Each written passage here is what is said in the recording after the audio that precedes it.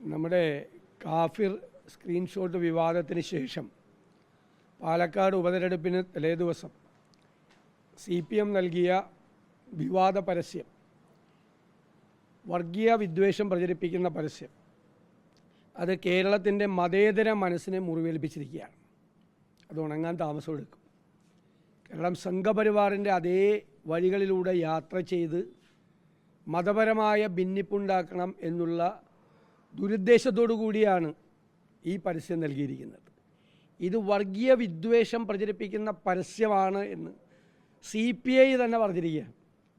ഇടതുമുന്നണിയുടെ പരസ്യമല്ല, ഇടതുമുന്നണി അല്ല ഇത് കൊടുത്തത്. അതിൽ CPIക്ക് യാതൊരു പങ്കുമില്ല.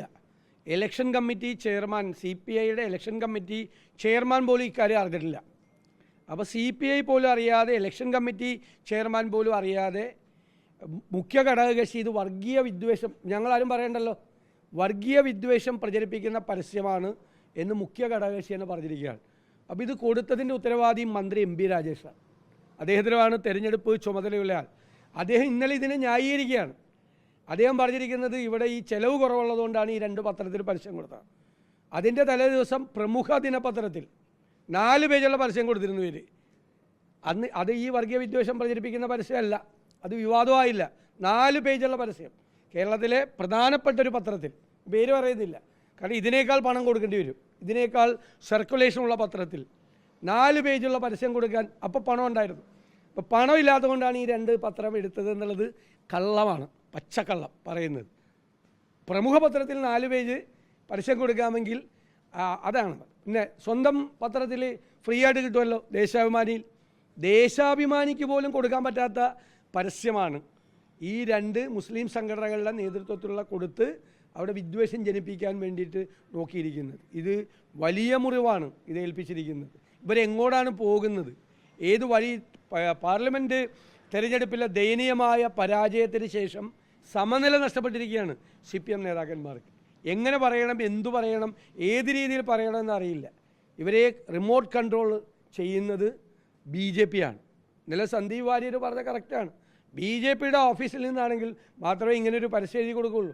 അത്രയും മോശമായും അത്രയും ഹീനമായ തരത്തിലുള്ള വർഗീയതയാണ് പ്രചരിപ്പിക്കാൻ നോക്കിയത്. അതിന് പാലക്കാട്ടത്തെ വോട്ടർമാർ ശക്തമായ തിരിച്ചടി കൊടുക്കുമെന്ന കാര്യത്തിൽ ഞങ്ങൾക്ക് യാതൊരു സംശയമില്ല. അതാണ് ഈ തെരഞ്ഞെടുപ്പ്, ഇത് മതേതര കേരളമാണ് എന്നുള്ള പ്രഖ്യാപനം കൂടിയായിരിക്കും പാലക്കാടത്തെ ഉപതെരഞ്ഞെടുപ്പിൻ്റെ റിസൾട്ട് വരുമ്പോൾ കാണാൻ പോകുന്നത്. ഭിന്നിപ്പിക്കാനുള്ള എല്ലാ ശ്രമങ്ങളെയും BJPയുടെ, സംഘപരിവാറിൻ്റെ, CPMൻ്റെ, ജനങ്ങളെ ഭിന്നിപ്പിക്കാനുള്ള എല്ലാ ശ്രമത്തിനും തക്കതായ തിരിച്ചടി കിട്ടും. അപ്പോൾ മറ്റൊരു പ്രധാനപ്പെട്ട കാര്യം, ഇത് തെരഞ്ഞെടുപ്പ് ചട്ടലംഘനമാണ്. ഈ പരസ്യം ഇത് അനുമതി മേടിക്കണം, അനുമതി മേടിച്ചിട്ടേ പ്രസിദ്ധീകരിക്കാൻ പാടുള്ളൂ. ഈ അവസാന ദിവസങ്ങളിൽ കൊടുക്കുന്ന പരസ്യത്തിനൊരു പ്രത്യേകതയുണ്ട്. അത് മറുഭാഗത്തിന് അതിൻ്റെ മറുപടി കൊടുക്കാനുള്ള അവസരം കൂടി ഉണ്ടാകണം. ഇല്ലെങ്കിൽ അങ്ങനെ മറുപടി പറയേണ്ട കാര്യങ്ങളൊന്നും പറയരുത്. ഇവരാരും ഇത് കണ്ടില്ല എന്ന് പറയുന്നത് എങ്ങനെയാണ് ശരിയാവുന്നത്? ഇപ്പോൾ ചേലക്കരയിലും പാലക്കാടും UDF കൊടുത്ത പരസ്യം ഞാൻ കണ്ട് എൻ്റെ അപ്രൂവലോടുകൂടിയാണ് കൊടുത്തത്.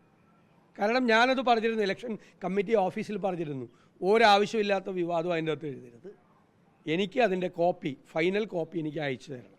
അവർ ഒരു സ്ഥലത്ത് ഞാൻ ഉണ്ടായിരുന്നു ചേലക്കരയിൽ, പാലക്കാട് എനിക്ക് അവർ അയച്ചു തന്നു. ഞാൻ അപ്രൂവ് ചെയ്തതിന് ശേഷം, കാരണം നമ്മൾ അന്വേഷിക്കണം, ലീഡർഷിപ്പിലുള്ള ആളുകൾ ഇത് അന്വേഷിക്കണം എന്താണ് പരസ്യം കൊടുക്കുന്നതെന്ന്. അപ്പോൾ CPMൽ ഈ മന്ത്രി കണ്ടിട്ടാണ് ഇത് കൊടുത്തിരിക്കുന്നത്, അല്ലെങ്കിൽ ആരും കാണാതെ. ഇലക്ഷൻ കമ്മിറ്റി കയറി കൊടുക്കില്ല, ഇലക്ഷൻ കമ്മിറ്റി പോലും അറിയാതെയാണ്. മന്ത്രി ഇന്നലെ ഓൺ ചെയ്തല്ലോ, അത് ശരിയാണെന്ന് പറഞ്ഞല്ലോ, ഈ കൊടുത്തിരിക്കുന്ന പരസ്യം ശരിയാണെന്ന്. അപ്പം മന്ത്രിയാണ്, ഒരു സംസ്ഥാന മന്ത്രിസഭയിലെ മന്ത്രിയാണ് CPI നേതാക്കൾ പറഞ്ഞിരിക്കുന്നത് പോലെ വർഗീയ വിദ്വേഷം പ്രചരിപ്പിക്കുന്ന ഒരു സാധനം കൊടുത്തിരിക്കുന്നത്. അത് ഇതിൻ്റെ ഗുരുതരമാണ് ഇത് എന്നുള്ളത് ഒന്നുകൂടി ചൂണ്ടിക്കാട്ടുന്നു. പിന്നെ തെരഞ്ഞെടുപ്പ് ചട്ടങ്ങളുടെ ലംഘനം നടത്തിയിട്ടുണ്ട്, ഞങ്ങൾ പരാതി കൊടുത്തിട്ടുണ്ട്. അതിന് പത്രത്തെ വിളിച്ച് മാത്രമല്ല ചോദിക്കേണ്ട, കൊടുത്ത ആളുകളെ കൂടി വിളിച്ച് ചോദിക്കണം, അതിനാവശ്യമായ നടപടികൾ എടുക്കണം. ഇത് കേരളത്തിൽ ഇനി ഒരിക്കലും ആവർത്തിക്കാൻ പാടില്ല എന്നതുകൊണ്ട് ഞങ്ങൾ ഇത് നിയമപരമായ പോരാട്ടവുമായി തെരഞ്ഞെടുപ്പ് കഴിഞ്ഞാലും മുന്നോട്ട് പോകും. തീർച്ചയായിട്ടും ഞങ്ങൾ അദ്ദേഹം മന്ത്രിയായിരിക്കുമ്പോൾ ഗുരുതരമായ ഒരാരോപണം ഞങ്ങൾ നിയമസഭയിൽ ഞാൻ തന്നെ ഉന്നയിച്ച, അന്ന് മുഖ്യമന്ത്രി നിശബ്ദനായി, മന്ത്രി കുറേ കാര്യങ്ങളൊക്കെ മറുപടി പറഞ്ഞു. ഇപ്പോൾ സുപ്രീം കോടതി വിധിയോടുകൂടി അദ്ദേഹം വിചാരണ നേരിടേണ്ട ഒരാളാണ് എന്ന് വന്നിരിക്കുകയാണ്. അദ്ദേഹമാണ് മന്ത്രിസ്ഥാനത്തിരുന്നത്. ഗുരുതരമായ കുറ്റമാണ്.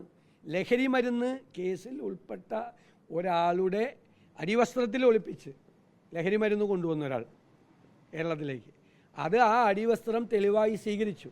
ആ അടിവസ്ത്രം ഈ പറയുന്ന സാധനങ്ങൾ വയ്ക്കുന്ന കോടതിയിൽ നിന്ന് ഒരു ഉദ്യോഗസ്ഥൻ്റെ കൂടി അറിവോടുകൂടി അത് പുറത്തെടുത്ത് അതിൻ്റെ അതിൻ്റെ ഷേപ്പ് മാറ്റി വിചാരണ വേളയിൽ ഇത് അയാളുടെ അല്ല എന്ന് കാണിച്ചു.